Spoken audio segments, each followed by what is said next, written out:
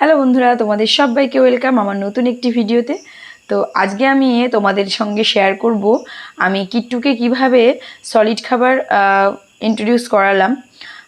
কিট্টুর recently 6 মাস পূর্ণ হয়েছে। তো আমি নিজে আগে ওকে সলিডগুলো ট্রাই করিয়ে তারপরে আমি তোমাদেরকে মানে এক্সপিরিয়েন্সটা শেয়ার করছি। তো তোমরাও এইভাবে করতে পারো, কারণ কিট্টুকে আমি যেরকমভাবে সলিডটা ইন্ট্রোডিউস করিয়েছি ও খুব ভালোভাবে সেটাকে অ্যাকসেপ্ট করেছে। তোমরা ভিডিওটা শেষ পর্যন্ত দেখতে থাকো।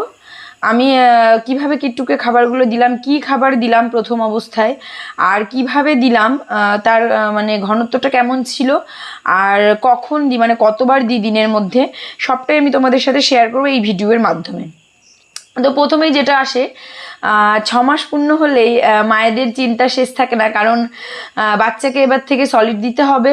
কিভাবে দেব, কেমন দেব বাচ্চাকে, মানে একটা দুধের শিশু সবে দুধ খাওয়া থেকে কিভাবে সলিডটাকে দিতে হবে যাতে ওদের কোনো সমস্যা না হয়, সেই বিষয়গুলোর দিকে নজর রেখে আমাদেরকে কিন্তু ওদেরকে সলিডটা ইন্ট্রোডিউস করাতে হয়। তো আমি ওরকম যখন কিট্টুর রিসেন্টলি কিট্টুর তোমরা দেখেছো ভিডিওতে, ওর হচ্ছে অন্নপ্রাশন হলো। তো অন্নপ্রাশন হওয়ার পর থেকেই আমরা সাধারণভাবে বাঙালি পরিবারে ওদেরকে বাইরের খাবার দিতে থাকি। তো তোমরা সবাই জানো যে কিট্টু এতদিন অবধি মানে ওর অন্নপ্রাশনের আগে অবধি ও কিন্তু শুধু ব্রেস্ট ফিডই করতো। তো ব্রেস্ট ফিড করানো এখনকার মায়েরা কিন্তু এত সময় অবধি ব্রেস্ট ফিড করাতে পারে না অনেকেই। তো আমি এই ব্রেস্ট ফিডিং নিয়েও তোমাদেরকে ভিডিও শেয়ার করে রেখেছি কিভাবে তোমরা 6 মাস অবধি ব্রেস্ট ফিড করাতে পারবে। যদি তোমরা ভিডিওটি না দেখে থাকো তাহলে আমার চ্যানেলে গিয়ে ভিডিওটি দেখে নিও। আর তারপরে যখন কিট্টুর অন্নপ্রাশন হয়ে গেল, তারপর আমি একটু ফর্মুলা মিল্ক ওকে ট্রাই করিয়েছি যাতে ওর অভ্যাসটা তৈরি হয়, পরবর্তীতে যাতে ওর মানে ফর্মুলা মিল্ক নিতে সমস্যা না হয়, মানে একটা অভ্যাসবশতভাবেই খাইয়েছি আমি। দিনে তখন যখন শুরু করি দিনে আমি দুবার দিতাম, একটা হচ্ছে স্নান করানোর পরে, আর একটা হচ্ছে রাতে একদম শোয়ানোর মানে রাতে ঘুমাতে যাওয়ার আগেই দিতাম, এই দুটো সময়। কিন্তু এখন রিসেন্টলি যখন থেকে ও সলিডটা পুরোপুরি ভালোভাবে নিতে শুরু করেছে তখন থেকে আমি ওকে শুধু রাতেই দুধটা দিই।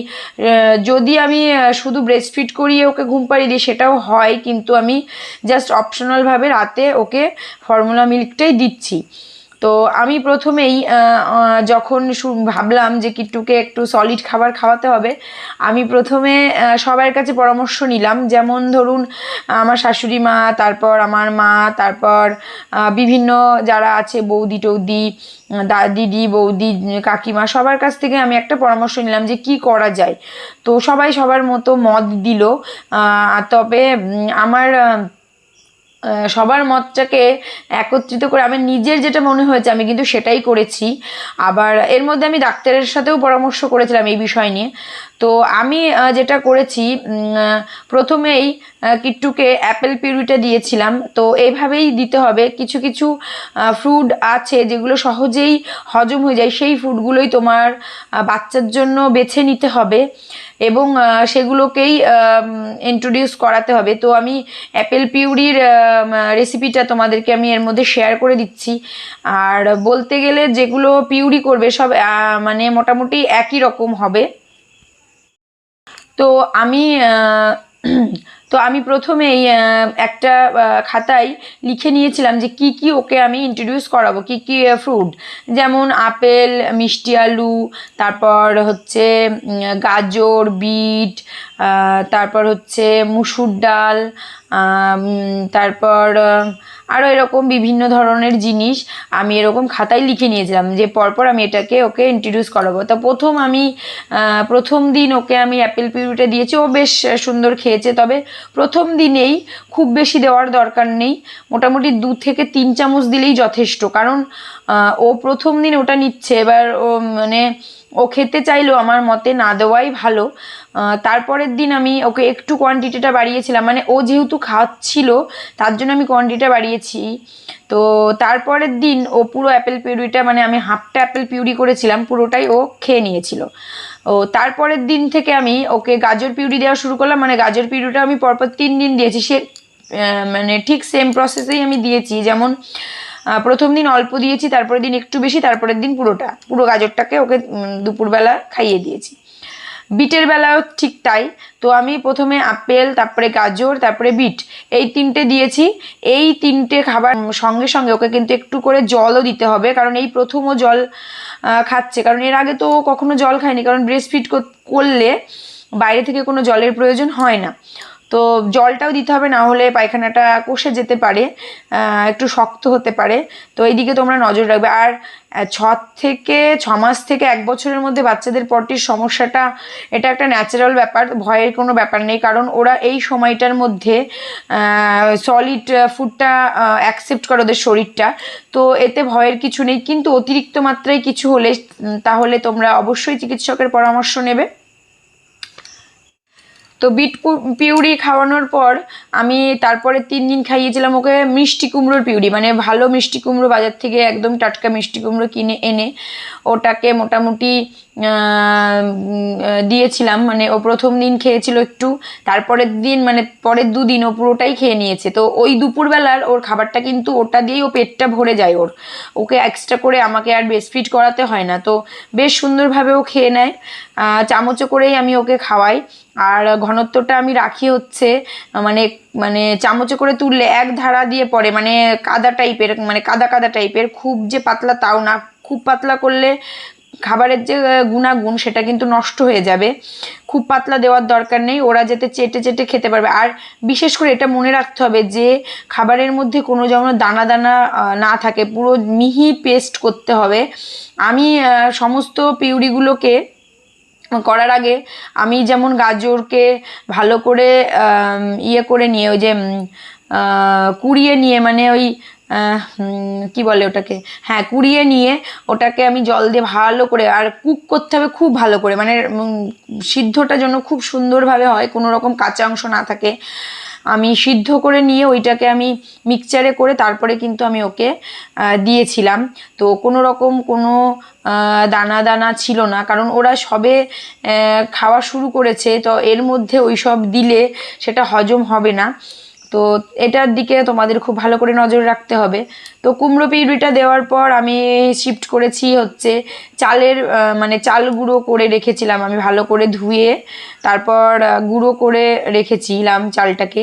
তো তোমরা যদি চাল গুঁড়োর রেসিপি চাও আমি দিয়ে দেবো, কিন্তু আমার কিট্টু চাল গুঁড়োটা খায়নি, মানে যেভাবে ও অন্য পিউরিগুলো মানে অ্যাকসেপ্ট করেছিল, কিন্তু চালের পিউরিটা ও ভালোভাবে খায়নি। আমি ট্রাই করেছিলাম ওকে, চালের পিউরি 2 দিন দিয়েছিলাম, প্রথম দিনও খায়নি। তো পরের দিন ভাবলাম যে আরেকবার দিয়ে দেখি, তো পরের দিনও খায়নি, মানে ওটা ও খেতেই চাইছে না।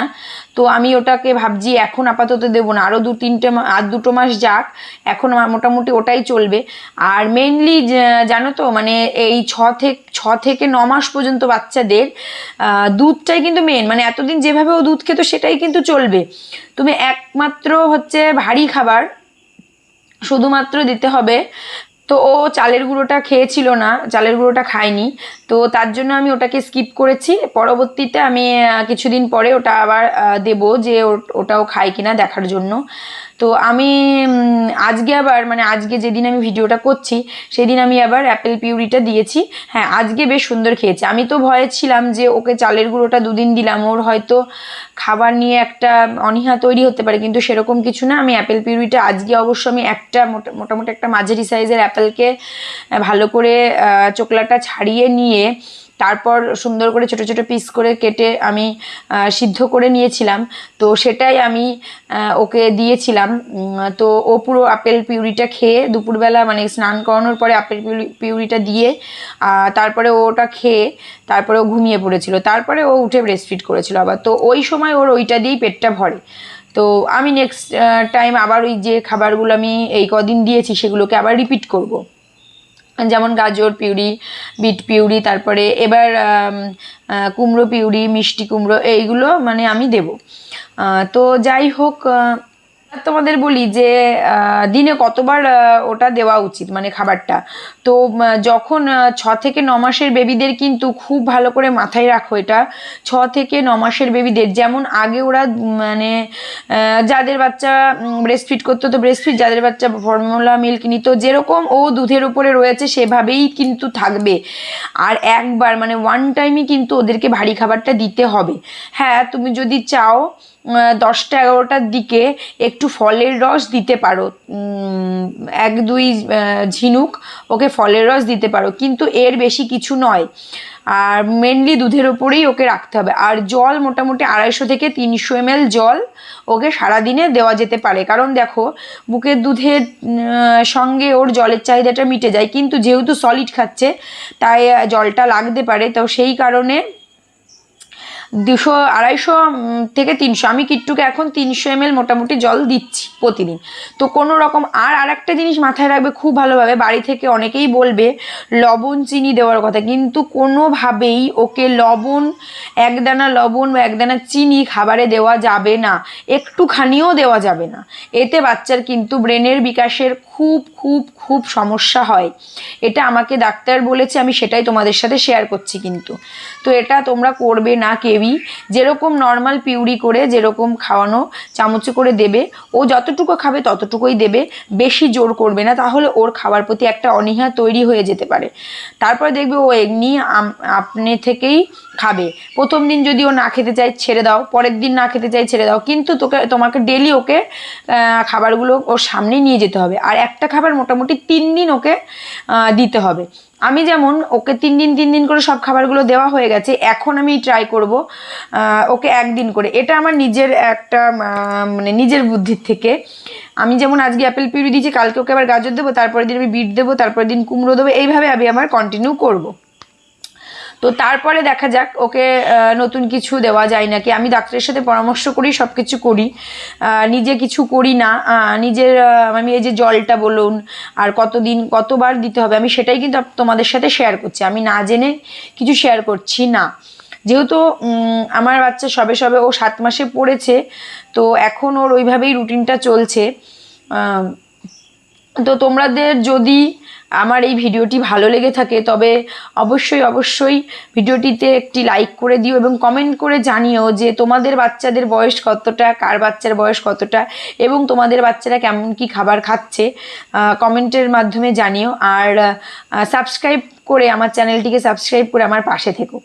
তো আর বাচ্চাদের সম্পর্কে আরও ভিডিও আসতে চলেছে, মানে আমি আমার বাচ্চাকে নিয়ে যে এক্সপিরিয়েন্সগুলো করছি সেগুলোই তোমাদের সাথে আমি শেয়ার করছি। তো আশা করি তোমাদের কাজে আসবে। তো তারপর আমি তোমাদের সাথে আপেল পিউরিটার রেসিপিটা শেয়ার করে নেব। তো প্রথমে একটা এরকম মাঝারি সাইজ আপেল নিয়েছিলাম আজকে, সেটাকে আমি ভালো করে ছাড়িয়ে তারপর সিদ্ধ করে মিক্সচারে দিয়ে একদম মিহি পেস্ট করে তারপরে আমি কিট্টুকে দিয়েছিলাম। তো আমি যে কোনো ফল বা সবজি যাই দিই না কেন সেটাকে আমি এরমভাবেই দিই। মিষ্টি আলু, কুমড়ো, গাজর, বিট, আমি যেদিন যেটাই দিই সেটা আমি ভালো করে ধুয়ে খোসাটা ছাড়িয়ে তারপর সেটাকে আমি ওই ঘষনিটাতে ঘষে মানে জিরি করে মানে হলে কি হয়, সিদ্ধটা হতে মানে খুব ভালো হয়। আমি প্রথমে ছোট ছোট করে কেটে দিয়ে একদিন সিদ্ধ করেছিলাম গাজর, তাতে ভালো ফল পাইনি। আমি এরকম কুড়িয়ে নিয়ে মানে ঘষনিতে ঘষে নিয়ে তারপর করেছি, তাতে ভালো হয়েছে জিনিসটা। তো আমি তোমাদেরকে বলবো তোমরাও এইভাবেই ট্রাই করতে পারো। তো তারপর আমি গাজর পিউরি যাই করি না কেন ওইভাবে ঘষনিতে ঘষে তারপর একটু জল দিয়ে হালকা আঁচে বসিয়ে রাখি, বেশ খানিকটা জল দিয়ে এমনভাবেই জল দিই যে জলটাও শুকিয়ে আসবে আর আমার জিনিসটাও সিদ্ধ হয়ে যাবে। তো তারপর আমি গ্যাসের ফ্লেমটা অফ করে রাখি খানিকক্ষণের জন্য। তারপর সেটা ঠান্ডা হয়ে গেলে তারপরে মিক্সচারে পেস্ট করে তারপরে আমি কিট্টুকে সেটা দিই। তো দেখতেই পাচ্ছ এর মধ্যে তোমাদের সাথে কথা বলতে বলতে আপেলটা সেইভাবে, আপেলটা তো নরম, তো সেই জন্য ঘষনিতে ঘষতে হয় না। অন্যান্য জিনিস মানে যেমন গাজর, মিষ্টি আলু কুমড়ো আমি এগুলোকে কুচিয়ে দিই। তো তারপরে দেখো আমি এমনভাবে জলটা দিয়েছিলাম যাতে জল না থাকে, আপেলের গায়ে পুরো একদম মাখো মাখো মতো হয়েছে, মানে আপেলটা সিদ্ধ হয়ে গেছে আর জলটাও শুকিয়ে এসছে। তো তারপর একটা মিহি পেস্ট করে নিয়েছি, আর এই যে দেখো এই ঘনত্বটা ঠিক এই রকম রাখবে। তারপর চামচে করে ওর মুখের সামনে দিলেই ও খেয়ে নেবে। তো আমার কিট্টু তো এইভাবেই খাচ্ছে, তো তোমরা এইভাবেই ট্রাই করতে পারো। তবে এটা খুবই ভালো। আমি বাইরের কোনো কিছু খাবার ওকে দিচ্ছি না এখন আপাতত। তো আমি খাবারটা এনে ঘরে রাখলাম, আর ও এখন স্নান করতে যাবে। স্নান করে তারপরে দেখো স্নানের সরঞ্জাম সব আমি রেখে দিয়েছি খাটের উপরে। তারপর ওর স্নান টান কমপ্লিট। এবার আমি ওকে আপেল পিউরিটা খাইয়ে দেবো। তো আমি আগে জামা পরাই না, কারণ খেতে গিয়ে একটু একটু পরে, সেই জন্য জামাটা নষ্ট হয়ে যায়। আগে খাইয়ে তারপরে ওকে জামা পরাই। আর এটা দেখতে পাচ্ছ একটা টাওয়াল আমি দিয়ে রেখেছি ওর বুকের ওপরে, যাতে খাবারটা ওর গায়ে না পড়ে। তো এইভাবেই আমি পুরো অ্যাপেলটা আজকে ও খেয়ে নিয়েছে। তো ও খুব ভালোভাবেই মানে খায়, কারণ কোনো সমস্যা করছে না আপাতত এখনো পর্যন্ত। তো যাই হোক, বলা যায় না বাচ্চাদের কথা, কখন আবার কি করে। তো এখন আপাতত ও সুন্দরভাবে খেয়ে নেয়। তো তোমরা এইভাবেই ট্রাই করতে পারো ফার্স্ট 6 মান্থ প্লাস বেবিদের।